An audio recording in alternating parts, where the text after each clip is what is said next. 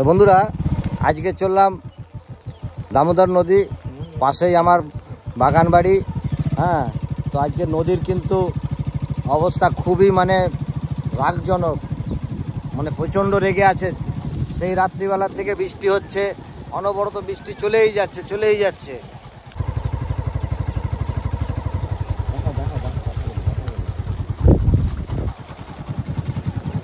रिमझिम गिरे सावन, सुलग सुलग जाए मन, भीगे आज इस मौसम में, लगी कैसी अगन,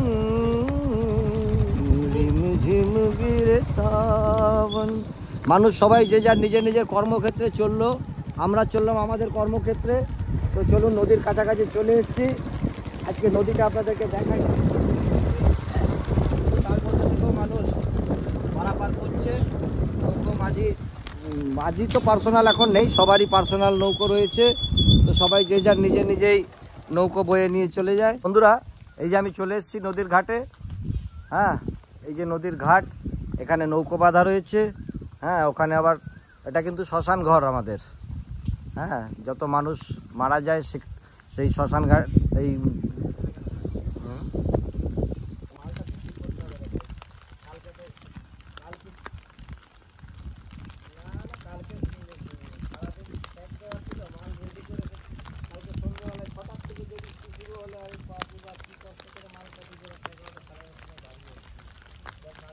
তো বন্ধুরা, এই যে চলে এসেছি নদীর ধারে।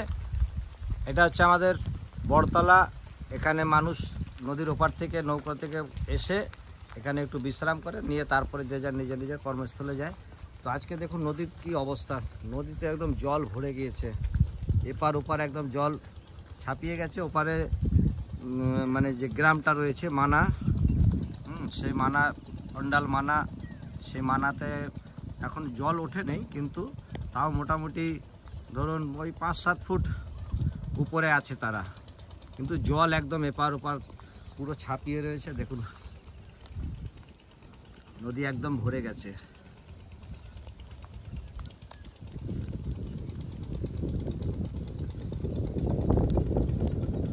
ওই যে নৌকোতে করে ওপার থেকে মানুষজন আসছে, কেন ওনাদের ধরুন 90% যে সমস্ত চাষবাস করে সেই সমস্ত শাকসবজি আনাজ যত আছে সেগুলো অন্ডাল বাজারেই সেগুলো বিক্রি হয়।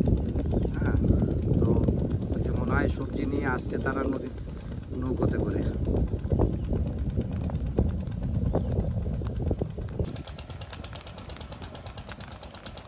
এই যে নৌকোতে করে গ্রামবাসীরা ওপার থেকে এপারে আসছে। হ্যাঁ, অনেকে দুধ নিয়ে আসে, অনেকে শাকসবজি নিয়ে আসে, সেটাই তাদের কিন্তু জীবিকা। এইভাবেই তাদের সংসার মেনটেন্যান্স হয়।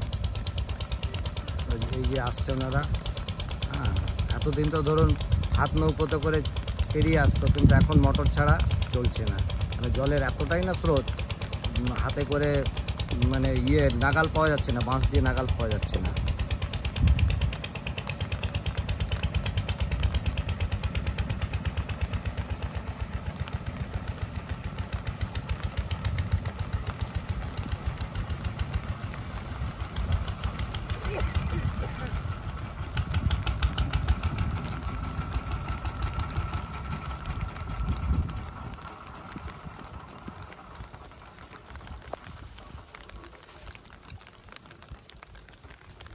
ওই পারের কি খবর গো? ওপারের খবর সব ঠিক আছে তো? মোটামুটি সবাই সতর্ক না? ঠিক আছে।